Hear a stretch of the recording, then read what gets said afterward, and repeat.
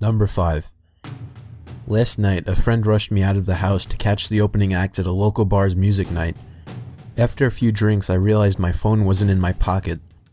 I checked the table we were sitting at the bar, the bathrooms, and after no luck, I used my friend's phone to call mine. After 2 rings, someone answered, gave out a low, raspy giggle, and hung up. They didn't answer again. I eventually gave it up as a lost cause and headed home. I found my phone laying on my nightstand, right where I left it. Number 4. When I was a kid, I was always the last kid to get picked up by the bus driver to go to school. One day I was waiting for the bus by myself, and a bus with no kids pulled up. The bus driver smiled and told me to hop on. I just had a bad feeling. I said, "Where are the other kids?" He said, "We will go get them now. Just get on." He got more and more pushy but didn't do anything crazy. I just kept saying no and he shrugged and left. The real bus pulled up a few minutes later. I went to school and my parents didn't know until I mentioned it that night. Looking back, they were pretty worried.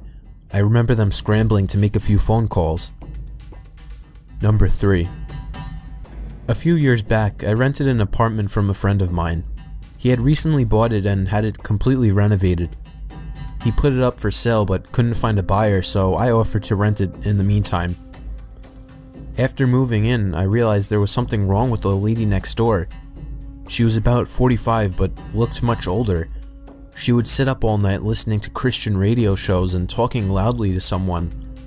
It got to the point where I couldn't sleep, so I went over to her place and asked her to keep it down.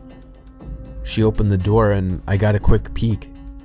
Her walls all had crosses painted on them in different colors, and words like Jesus and angels scribbled everywhere.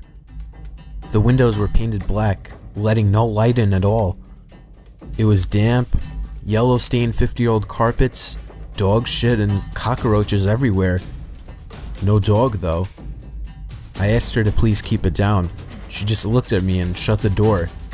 Then she turned up the radio even louder. The next night I had my girlfriend staying over.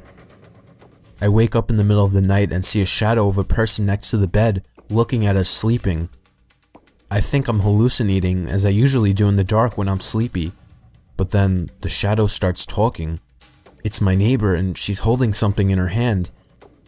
She broke in during the night and who knows how long she stood there. "You should lock your doors at night," she says and walks out. The next morning, I hear someone making strange noises below my bedroom window. It's my neighbor talking to herself in tongue. She has a plastic bag in her hand with her rotting dead dog inside. It's hot as hell outside and I can smell death from that bag. At this point, I'm scared shitless. She's obviously very insane. I go upstairs and knock on another person's door and ask them what the hell is going on. The guy is as scared as me. Apparently, she broke into his apartment one evening as well while he was watching TV with his kids. He got up from the couch to get a snack, only to find her behind the couch, staring at him holding a power drill. Come to think about it, now I know what was in her hand. At this stage, I'm basically shitting myself. I call the cops and they know all about her. Apparently she's a violent schizophrenic and she hasn't taken her meds. But they can't force her or enter her apartment without her permission because she owns it. The only thing they can do is get her when she goes outside. I sit up for the next 2 days waiting for her to run out of cigarettes. When I hear her leave at 2 a.m. to go across the road to the 7-Eleven, I call the cops. They have 3 cars and a special van over in less than 2 minutes. They restrain her and throw her in the van and drive off to some institution, and in less than a minute, it's like she was never there. I never see her again. Still have nightmares about her looking at me in my sleep. Number 2. I was about 15 minutes from finishing the night shift at work when there was a massive crash on one of the windows in the office, so I get up and go check it out. Someone has thrown quite a sizable rock through one of the windows on the front of the building.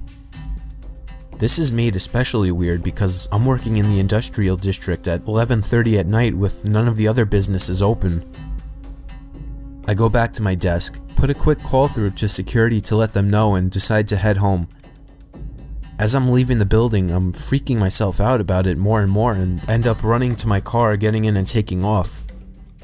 I'm almost home and I've started to calm down a bit when I realized that I didn't unlock my car when I got in. It had been unlocked the whole time. I do a quick check with my hand in the back seat for any possible murderers that might be hanging around there, but there's nothing there. Fast forward about 30 minutes. I've called a friend of mine who says he's out drinking, so I decide I'm going to join him. I jump on my bicycle and start riding over. I'm doodling along the road on my bike. It's a nice night and I'm in no big rush, just enjoying the moonlight when I hear someone riding behind me. I straighten up and stick to one side of the road. He passes me really slowly, and when he's right beside me, he shoots me a smile, and I can describe it as purely insane. I kind of flinch and am taken aback as he rides on. That's when I realize he's riding my mom's bike. Needless to say, I sprint the hell home. When I get there, sure enough, her bike is missing and one of my car's doors is open. The back left one. I was driving and had no need to open that door. Number 1. I worked at a campground on night shift, 12 a.m. to 8 a.m. every night. It wasn't bad. I would bring in my PS2 and game a good portion of the night, only having to deal with 1 or 2 people on busy nights. It was just me in this little 8-foot by 8-foot shack, with nothing around but dark all night. My first week there, the other third shift guy who was quitting told me about this payphone a few feet from the shack where I worked. He said it rang every night at 4:17 a.m., just once. It was probably just an automated test call, he guessed. He's never answered it himself. I go for a few months with the job. It was the middle of the summer, so most nights I had the windows closed, so I couldn't hear the payphone go off. Mid-August, I started leaving the windows open during the night. Sure enough, at 4:17 a.m. every morning, the phone would ring once. The ring even sounded creepy, like the payphone was submerged in water and then put where it sat. One night I got up the nerve to answer it. I set an alarm at 4:15 and would go wait at the phone until it rang. When it did, I answered it, but there was no sound, just dead air like someone was on the other line but wasn't answering. I said hello a few times and hung up. I did this every night for a week with the same results. I didn't think anything of it and left it alone after that for about a month. The first week of October, I decided to answer the phone once again. I set my alarm and when the time came, I answered the phone. I repeatedly said hello into the phone. Then I heard what sounded like someone inhaling through clenched teeth. The voice that sounded was rough and sounded like he had gargled gravel. He said my name, my complete name, first, middle, and last. It was a voice I've never heard. My voice caught in my throat and I hung up. I rattled some change into the payphone and hit *69. The number had come from California. I lived in Indiana.